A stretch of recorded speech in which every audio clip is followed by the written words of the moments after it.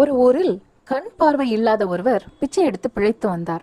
அவர் தினமும், கடவுளே, என்னை ஏன் இப்படி படைத்து விட்டாய்? உனக்கு கண்ணே இல்லையா? தினமும் நான் கஷ்டப்படுகிறேனே என்று புலம்பியபடியே கடவுளை திட்டிக் கொண்டே இருந்தார். அவனது திட்டு பொறுக்க முடியாமல் கடவுள் ஒரு நாள் அவன் முன் தோன்றி, நான் கடவுள் வந்திருக்கிறேன், உனக்கு என்ன வரம் வேண்டும் கேள், ஆனால் ஒரே ஒரு நிபந்தனை, ஒரு வரம் மட்டுமே கேட்க வேண்டும் என்றார். பார்வையற்றவனும் அதற்கு ஒப்புக்கொண்டு சிறிது நேரம் யோசித்தான். பின்பு கீழ்கண்ட வரத்தை கேட்டான்.